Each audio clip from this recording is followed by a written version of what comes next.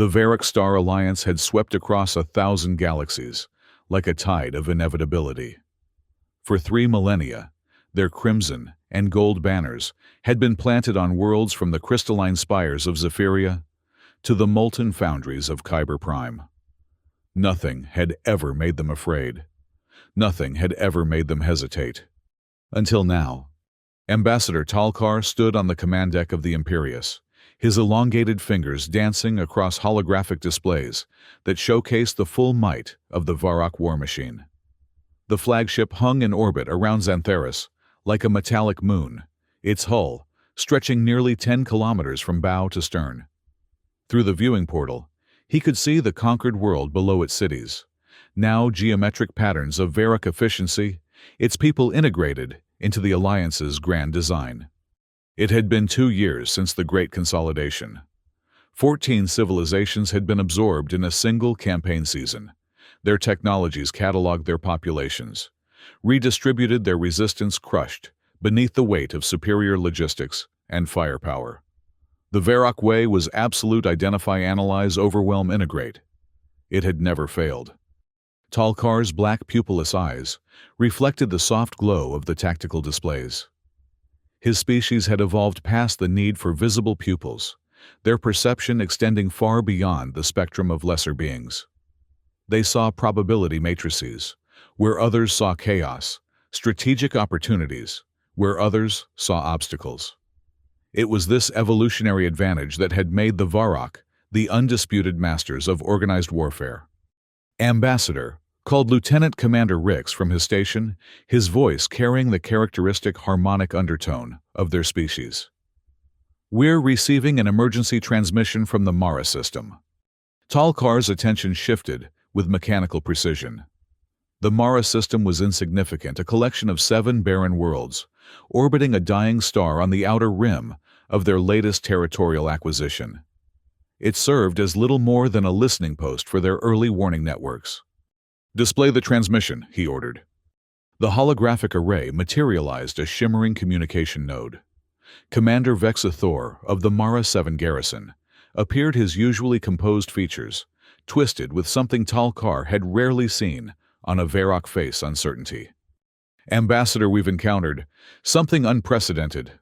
Our entire reconnaissance fleet has been destroyed.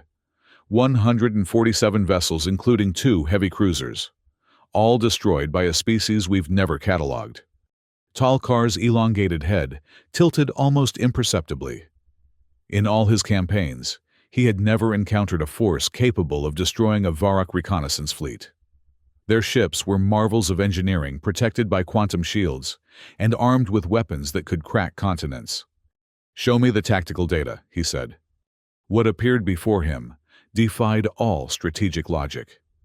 The sensor readings showed creatures, no beings, using primitive projectile weapons and improvised explosives to bring down ships that should have been invulnerable to such crude tactics.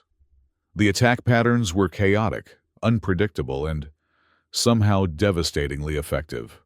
"What are they called?" Talkar asked. "They call themselves humans." The word hung in the air like an alien curse. Talkar had never heard it before, which was unusual. The Varrock databases contained detailed information on every sentient species in known space. Yet these humans appeared to have materialized from nothing, as if the universe had suddenly decided to test the limits of Varrock supremacy. "Prepare a task force," Talkar decided. "It's time these humans learned their place in the natural order." The journey to Mara 7 took 3 standard cycles, during which Talkar immersed himself in what little data they had managed to gather. The humans appeared to be a relatively young species, barely out of their planetary cradle. They possessed technology that was advanced by the standards of their age, but laughably primitive compared to Varrock engineering. Their weapons were chemical-based, their ships held together by metal, welding their communication systems analog rather than quantum. By all logical calculations, they should have been conquered within hours of first contact. Yet the evidence suggested otherwise. When the Imperius dropped out of hyperspace at the edge of the Mara system, Talkar expected to find the usual aftermath of resistance debris, field surrender signals, and the orderly establishment of Varrock control. Instead, he found a battlefield that challenged everything he understood about warfare. The wreckage of Varrock ships drifted in lazy spirals around the seventh planet. But these weren't the neat surgical destructions typical of civilized warfare. These ships had been torn apart by explosions that had somehow bypassed their shields, riddled with projectile impacts that had found impossible weak points, and in some cases apparently disabled by methods that their sensors couldn't even identify. Ambassador Rix reported, his voice carrying an edge that Talkar had never heard from his subordinate. Long-range scans of the planet show significant human population centers. They appear to be preparing for our arrival. Through the Imperious's enhanced sensors, Talkar watched the surface of Mara 7. The humans weren't cowering in fear or attempting to flee. Instead, they were moving with purpose, constructing barriers, positioning weapons, and engaging in what appeared to be coordinated military exercises. Their settlements weren't the sprawling cities of an advanced civilization, but compact, defensible communities scattered across the planet's harsh landscape. Mara 7 was not a pleasant world. Its surface was scarred by acid deserts, radioactive forests, and deep canyon systems that seemed to swallow light itself. The Varrock had assumed it was uninhabitable without extensive terraforming. Yet the humans had not only survived here, but somehow thrived, adapting to the hostile environment in ways that seemed to defy biological possibility. "Deploy the first wave," Talkar ordered. "Dropper companies aleph through Gimel. Standard pacification protocol." What he witnessed in the following hours would haunt him for the rest of his existence. The Varrock landing craft descended like silver comets, their shields flickering against the planet's electromagnetic storms. They carried the finest soldiers in the galaxy, warriors who had conquered civilizations that had stood for millennia. Each soldier was equipped with quantum armor energy weapons capable of vaporizing matter at the molecular level, and tactical AI systems that could process millions of combat variables per second. They never reached the ground. The humans struck from the acid deserts with weapons that shouldn't have worked. Projectile launchers constructed from mining equipment, explosives jerry-rigged from industrial chemicals, electromagnetic pulse devices cobbled together from civilian electronics.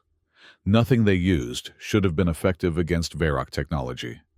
Yet somehow, impossibly, it was. Talkar watched as his soldiers' quantum armor, designed to withstand the heat of stars, cracked under the impact of chemically propelled metal slugs, fired with impossible precision. He saw energy shields which could deflect particle beams, and plasma bolts overload and fail when struck by electrical charges that his engineers assured him were too weak to be threatening. But it wasn't just the weapons. It was how they used them. The humans fought like creatures possessed. They showed no regard for their own safety, launching attacks that any rational military leader would classify as suicide missions. They used the planet's acid storms as cover, the radioactive forests as ambush points, the deep canyons as kill zones. They turned every piece of hostile terrain into a weapon. And they worked together in ways that defied Varrock understanding of combat psychology. Varrock military doctrine was based on logical hierarchy, calculated risks, and overwhelming force applied with mathematical precision. Human tactics seemed to be based on chaos. They changed strategies mid-battle, adapted to new situations without apparent communication, and executed maneuvers that required split-second timing across hundreds of soldiers with no visible coordination mechanism. Lieutenant Commander Rix materialized beside Talkar, his holographic form flickering with interference from the planet's electromagnetic field. He had been leading the ground assault personally, something no Varrock officer had needed to do in living memory. "Ambassador, I must report a development that challenges our fundamental understanding of warfare." Talkar waited. "The humans aren't just surviving our assault. They're enjoying it." The statement was so alien to Varrock, thinking that Talkar almost questioned his translator systems. "Explain." "Our behavioral analysts have intercepted their communications. They're Laughing, sir, during combat. They've been calling our soldiers target practice and referring to our weapons as expensive fireworks. One group of humans celebrated destroying a heavy assault walker by singing what our linguists translate as a victory song, while still under fire. Talkar studied the tactical displays. His forces, despite their technological superiority, were being systematically dismantled by beings who treated warfare like a competitive sport. It was impossible. It was illogical. It was terrifying. Sir Rix continued, "There's something else. We've identified what appears to be their command structure, a loose alliance they call the Solar Commonwealth. But it's not a unified government. It's dozens of separate groups working together by choice rather than compulsion." This was even more baffling. The Varrock had built their empire on the foundation of centralized control and unified purpose. Every citizen knew their place. Every soldier followed orders without question. Every world contributed to the greater whole, according to mathematical optimization. The idea of multiple groups cooperating without a single controlling authority was almost incomprehensible. "We need to understand them," Talkar decided. "Prepare a diplomatic team. I want to speak with their leaders." What he learned in the following days shattered every assumption he had ever held about the nature of sentient life. The human delegation was led by a woman they called Lieutenant Colonel Avery. She was smaller than any Varrock, lacking their elongated limbs and enhanced sensory organs. Her hair was the color of burnished copper, her skin marked with scars that suggested a life of physical hardship, and her eyes held something that Talkar had never seen before, a complete absence of fear, mixed with an apparent abundance of amusement. "Ambassador Talkar," she said, her voice carrying an accent that his translators identified as originating from a particular region of their homeworld. "I've heard a lot about you, the great strategist, the conqueror of 1,000 worlds. Must be quite a shock to find yourself stalemated by a bunch of jumped-up primates on a backwater planet." The casual disrespect should have offended him. Instead, Talkar found himself oddly intrigued. No conquered species had ever addressed him with such familiarity. "Your people have displayed remarkable resilience," he said carefully. "But surely you understand that this resistance is ultimately futile. The might of the Varrock Alliance will prevail." Avery's response was to laugh. It was a sound unlike anything in Varrock vocal patterns, spontaneous, uncontrolled, and somehow infectious. Several of her companions joined in, and even Talkar felt an unfamiliar flutter of what he could only identify as uncertainty. "Ambassador, with all due respect to your 1,000 conquered worlds, I think you're missing something fundamental about humans. We don't have anything left to lose." She gestured to the window of the meeting chamber, through which the scarred landscape of Mara 7 was visible. "This isn't our homeworld. We're refugees, outcasts, the ones who wouldn't bend the knee when your alliance came calling. We came here because it's the kind of place nobody else wants. Acid storms that can melt through metal. Radiation levels that would kill most species in hours. Gravity that's 30% higher than standard. And do you know what we did with it?" She smiled, and Talkar found the expression somehow more unsettling than any weapon he had ever faced. "We made it home." Over the next several days, Talkar was given unprecedented access to human settlements. What he saw challenged every principle of Varrock civilization. The humans had not terraformed Mara 7. Instead, they had adapted to it. Their settlements were built into the landscape using the acid storms for power generation, the radiation for mineral processing, the high gravity for manufacturing processes that required extreme pressure. They had turned the planet's hostility into their advantage. Their technology was a bewildering mixture of sophisticated innovation and primitive improvisation. They had developed medical techniques that could treat injuries impossible to heal with conventional methods, but they still used chemical combustion for transportation. Their computers were quantum-based, but housed in cases made from recycled metal. Their weapons were precisely engineered, but built in workshops that looked like they belonged to medieval craftsmen. But it was their society that truly confounded him. The humans didn't operate under a single government or unified command structure.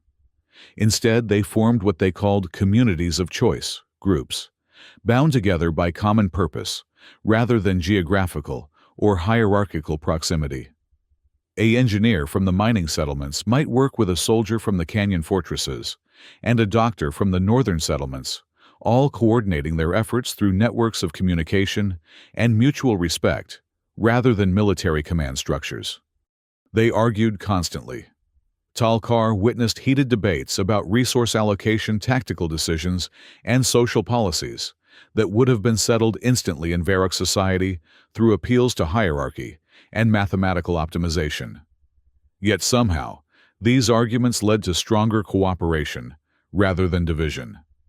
They seemed to view disagreement not as a threat to unity, but as a path to better solutions. And they feared nothing. Talkar had studied fear in countless species. It was a useful emotion, one that led to rational submission when properly applied. The Varrock had mastered the art of inspiring fear through superior technology, overwhelming force, and demonstrations of inevitable consequence. Humans seemed immune to such tactics. He watched them walk calmly through acid storms that would have sent Varrock soldiers scrambling for shelter. He saw them volunteer for missions that had a 90% casualty rate without hesitation. He observed them turning their backs on Varrock weapons that could vaporize them, instantly confident that their improvised defenses would hold. It wasn't that they didn't understand danger. They understood it perfectly. They simply refused to let it control their decisions. Dr. Elena Rodriguez, one of their chief engineers, explained it to him one day as they stood in the observation deck of the human research facility built into the side of a canyon wall. She was elderly by human standards, her hair white as the Mara 7 snow, but her eyes held the same fearless gleam as all her species. "You know what your biggest mistake is, Ambassador," she said, watching her people work in the radioactive forest below, harvesting materials that should have been lethal to handle. "Please enlighten me. You think fear is a tool, something to be conquered or controlled or imposed on others. But fear isn't a tool. Fear is just information. It tells you what might hurt you. What you do with that information, that's what makes the difference." She pointed to a group of humans who were using controlled detonations to reshape a cliff face, working within meters of a radioactive cascade. "We're afraid. Don't think we're not. The difference is, we've learned not to let fear make our decisions for us. We listen to what it tells us, we plan accordingly, and then we do what needs to be done anyway." That night, Talkar found himself unable to enter his usual meditation cycle.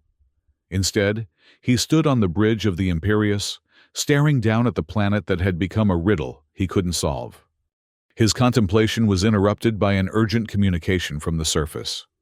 Commander Rix appeared in holographic form, and Talkar immediately noted the deterioration in his subordinate's usually immaculate appearance. "Ambassador, we have a problem.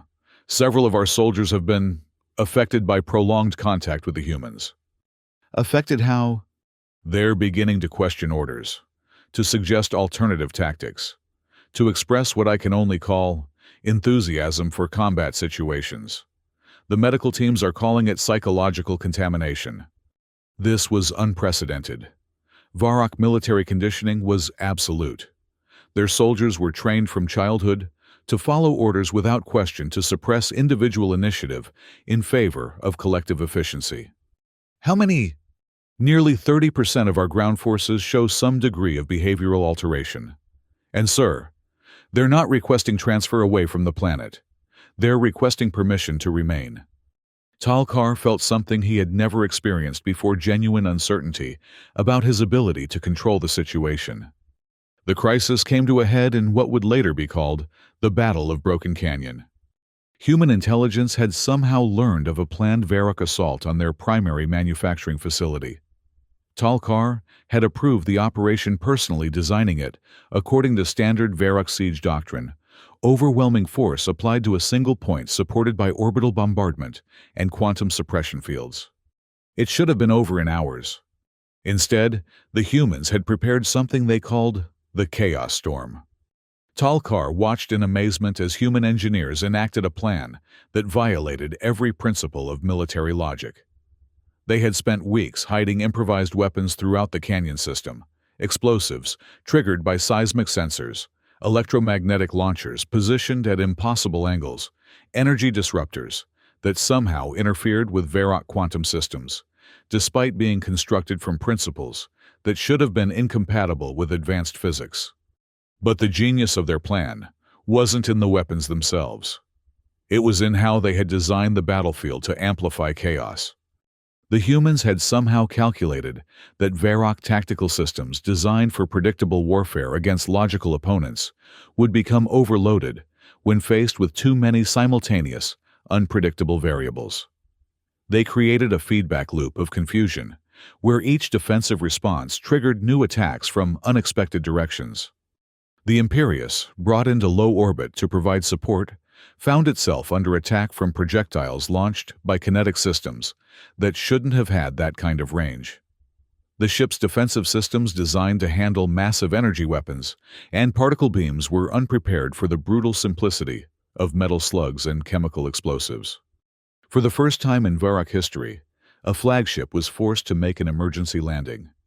As the Imperius descended through Mara 7's atmosphere, its hull scarred and its systems failing, Talkar prepared himself for the inevitable. The ship would crash, his forces would be overwhelmed, and his name would be remembered as the first Varrock commander to lose a military campaign to a primitive species. Instead, he found himself sitting across from Lieutenant Colonel Avery in the crashed ship's emergency command center, negotiating the most unusual armistice in galactic history. "You know," Avery said, serving him what humans called coffee, from a pot that had somehow survived the crash. "I don't think either of us really won this one." She was right. Both forces had suffered massive casualties. The Varrock had lost nearly half their task force, while the humans had been forced to abandon several settlements. But as Talkar looked around the improvised meeting space, where human medics were treating wounded Varrock soldiers and Varrock engineers were helping to repair human equipment, he realized that something unprecedented had occurred. "You could have destroyed my ship completely," he said. "Why didn't you?" "Because that's not who we are," Avery replied simply. "We fight because we have to. We fight because we refuse to be conquered. But we don't fight for the joy of destruction. We fight for the right to choose our own path." She stood and moved to a damaged viewport, looking out at the landscape of Mara 7. "Your people are magnificent, Ambassador. Your technology, your organization, your achievements, they're genuinely impressive. But you've made one crucial error in your calculations. Which is, you assume that superior technology and organization would automatically triumph over everything else. You never considered that there might be something more powerful than both of those things." "And what would that be?" "The absolute refusal to give up." Over the following days, as both forces worked to tend to their wounded and repair their equipment, Talkar found himself witnessing something that challenged the very foundations of Varrock society. His soldiers were not just cooperating with the humans, they were learning from them. Varrock engineers studied human improvisation techniques. Human doctors shared medical knowledge with Varrock healers. Soldiers from both sides exchanged stories and strategies. And gradually, Talkar began to understand what made humans truly dangerous. It wasn't their technology. It wasn't their tactics. It wasn't even their fearlessness. It was their ability to inspire. Every human he met seemed to possess an infectious confidence, a belief that any problem could be solved, any enemy defeated, any challenge overcome, through creativity, determination, and sheer bloody-mindedness. They didn't just resist conquest. They made the very idea of conquest seem somehow small and unimaginative. Dr. Rodriguez found him one evening as he stood in the memorial garden the humans had created for their fallen soldiers. The garden was a testament to human persistence. Beautiful flowering plants that had been genetically modified to thrive in Mara 7's harsh environment, tended with care despite the ongoing conflict. "You're beginning to understand, aren't you?" she said softly. Understand what? Why you'll never conquer us. Why no one ever will. She knelt beside one of the flowering bushes, her weathered hands gentle as she adjusted its support stakes. Your alliance is built on the idea that order must be imposed from above, that civilization requires hierarchy and control. You look at our chaos and see inefficiency. You look at our arguments and see weakness. You look at our refusal to submit and see irrationality. She stood, brushing dirt from her hands. But what you're really seeing is life itself, real life. Messy, unpredictable, beautiful, terrible life. You can't conquer that ambassador. You can suppress it for a while, contain it, redirect it. But it will always find a way to grow. That night, Talkar made his decision. He composed a report that would shake the foundations of the Varrock Alliance. A report that acknowledged for the first time in their history that there existed a species they could not conquer. A species that represented not a military challenge, but a philosophical one. He wrote about human technology that worked not because it was sophisticated, but because it was adaptable. About human tactics that succeeded not because they were logical, but because they were unpredictable. About human society that thrived, not because it was ordered, but because it was free. And he wrote about fear. He explained that humans had taught him the difference between being afraid and being controlled by fear. That they had shown him that courage wasn't the absence of fear, but the decision to act in spite of it. That they had demonstrated that the greatest weakness was not being vulnerable, but being afraid of vulnerability. The Alliance High Command's response was swift and decisive. Mara 7 was classified as a restricted system. All Varrock forces were ordered to withdraw. The human settlement was to be contained, but not conquered, studied, but not absorbed. For the first time in 3 millennia, the Varrock Alliance had acknowledged that there were some species that simply could not be integrated into their empire. As the Imperius lifted away from Mara 7, its hull repaired through a collaboration of Varrock engineering and human ingenuity, Talkar stood on the bridge one last time. Below, the human settlements sparkled in the dying light of their distant sun, and he could see them working, building, preparing for whatever challenge would come next. Lieutenant Colonel Avery had given him a parting gift, a small, flowering plant that the humans had adapted to grow in artificial environments. It sat now in a place of honor in his quarters, its bright flowers a reminder of a world where nothing grew except through the sheer determination of those who refused to accept the impossible. He had come to Mara 7 expecting to add another world to the ever-expanding Varrock Empire.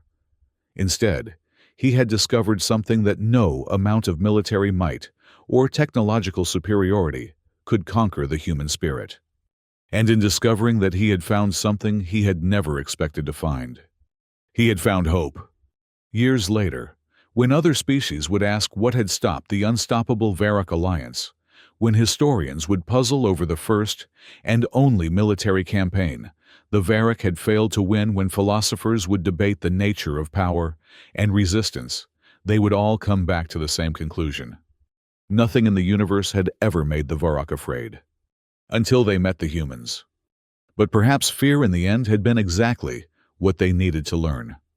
The humans of Mara 7 continued their lives, building their impossible cities on their impossible world, spreading their infectious belief that any challenge could be overcome, any enemy faced any future, shaped by those brave enough to refuse surrender.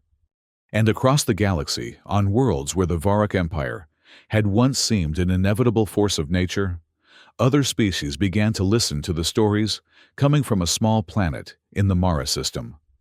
Stories of creatures who had faced the greatest military power in known space and fought it to a standstill.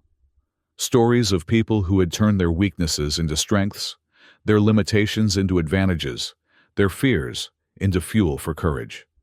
The humans had not just saved themselves. They had given the galaxy something it had forgotten existed.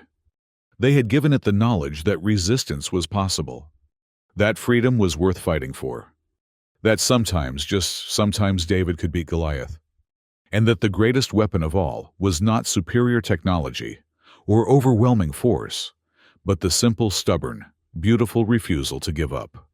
In the end, the humans had done something that no other species in galactic history had ever managed. They had made the Varric Alliance afraid. And that fear passed from world to world, like a whispered secret, became the foundation of the first galactic resistance movement in 3,000 years. The Mara Spirit, they called it. And it spread like wildfire through the stars.